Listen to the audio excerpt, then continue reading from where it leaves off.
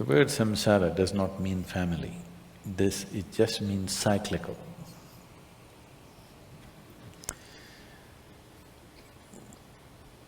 Who you are right now is a product of certain cycles. There are many ways to look at this. The cycles of the sun, the cycles of the moon, and various other cycles in the universe, we are a product of that. Only because our mothers' bodies were in sync with the cycles of the moon, we are born here, isn't it? So we are a product of cycles. Our idea of time is cyclical. If the planet spins once, we say it's a day. If the moon goes around, we say it's a month. If the planet goes around the sun, we say it's a year. Our idea of time itself is cyclical. If it was all like this, going like this, you wouldn't know what is time because there are no markers anywhere. If the planet was just going straight somewhere, would you know what is time?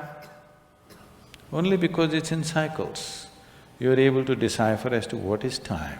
You're able to measure a certain length of time.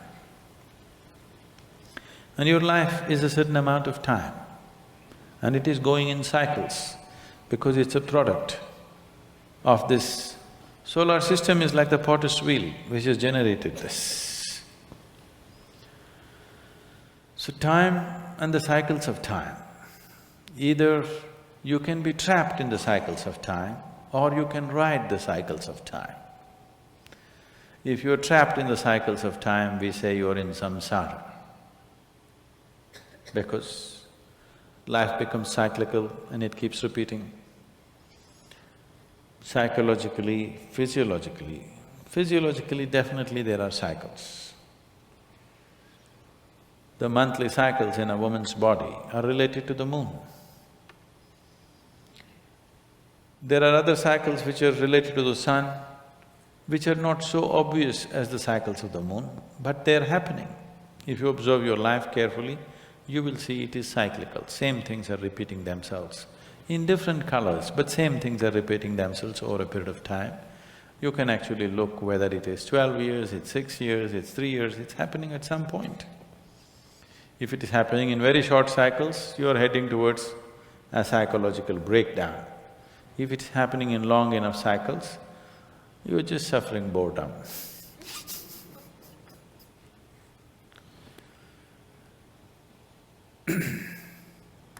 So if you're trapped in these cycles, we call it samsara. If you ride the cycles towards your liberation, then we say this is sanyas.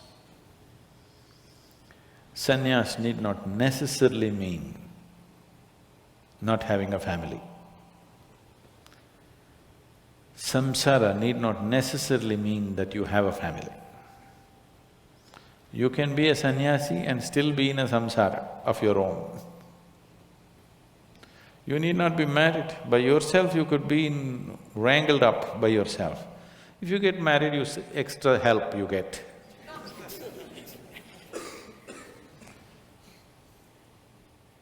People are alone and they're quite wrapped up by themselves, they don't need anybody's help. They're doing fine by themselves, their own samsara. Is it happening or no? Single people are in their own samsara or no? They're into their own chakkar going on. When you get married, at least you can blame it on somebody, it's because of her, I'm like this, or because of him, I'm like this.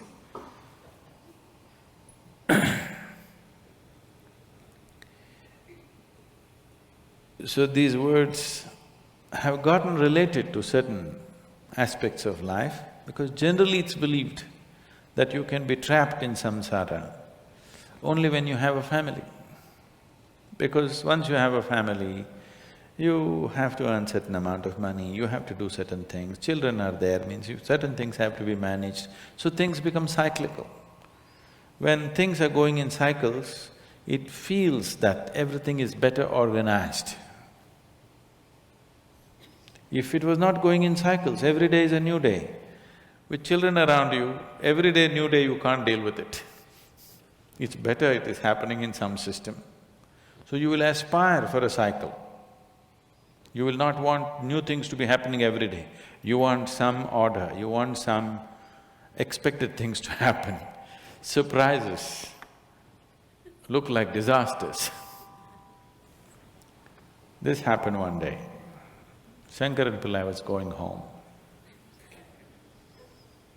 And suddenly he thought, he's done nothing for his wife in the last few years. So, he bought a huge bunch of red roses and went home and knocked on the door. And when she opened the door, with a big grin on his face, he tried to give the roses to her. She just blew up. She just blew away and she said, "You fool, you know since morning the tap has been leaking, the dog has been sick, and the children had a food fight, I've been cleaning the whole place, and now you have the courage to get drunk and come home?"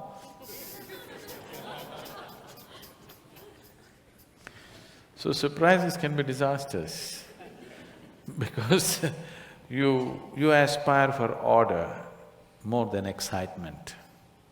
Once the number of balls that you're juggling are too many, you aspire for order, you don't care for excitement anymore. Yes or no? If you had 5 children at home instead of 1 or 2, then you would aspire for everything to happen like clockwork. You don't want one extra thing to happen. You don't want anything new to happen in your house. So this is samsara. You want to go in cycles, you're aspiring to be in cycles because cyclical, at least there is a comfort, you know what's coming next. So once you go in cycles, cycle means a circle. If I say you're going in circles, it simply means that you're not getting anywhere.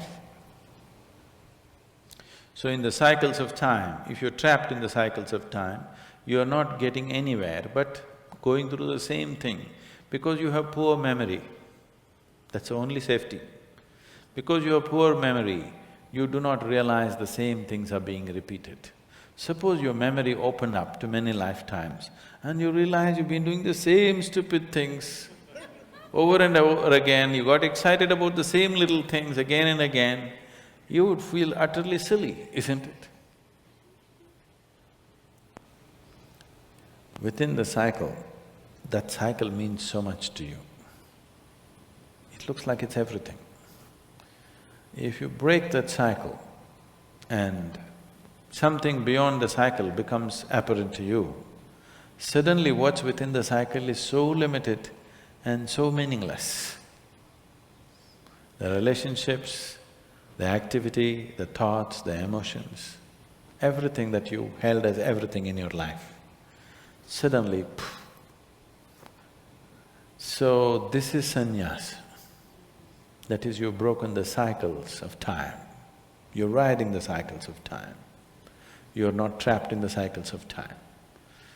So can I do this within the family? You can, but nobody need to know.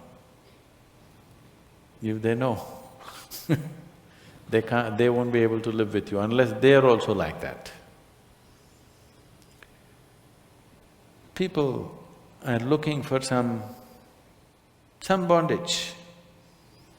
People don't come together seeking freedom, they're coming together seeking bondage, isn't it? If they know that you're not bound by anything, it'll be dangerous to live with a person like that. So, once you've broken the cycles of time, consciously you can be part of it when you want to be. But when you're not, you're not. So being a sannyasi inside a family situation, it is not that it's not possible. This is not being uncaring, this is not being unconcerned. This is just being free from a certain situation. There are many people who live in the family and they don't care a damn. That's different. That is because they're in their own samsara. They're not involved with other samsara. They're in a smaller cycle of their own. Being absolutely involved and not being entangled, that is the way to freedom. That is the way to liberation. If you're not involved, you may be just uncaring. You will be in your own small chakkar of your own. You will see people who seem to be not involved in anything around them. Little things about themselves are very important for them. If you disturb that, they'll go crazy. Yes? Have you seen this? They don't care if whatever the family, but their coffee must be right. Coffee doesn't come, they'll go crazy. So they'll have smaller cycles. So being a sannyasi within a family situation, it is not that it's not possible, it's a bigger challenge. If you're a sannyasi by yourself, nobody around you, it's a lesser challenge because you don't have to carry anything with you. When Gautama, the Buddha, was asked, is it good to walk in company or alone? He's a very brutal man. He said, it's better to walk alone than to walk with a fool. He's saying, who else will marry you? You're not getting me. Who else will marry you? Unless he is a fool, why will he be with you? Better to walk alone than to walk with a fool. It's a loaded statement.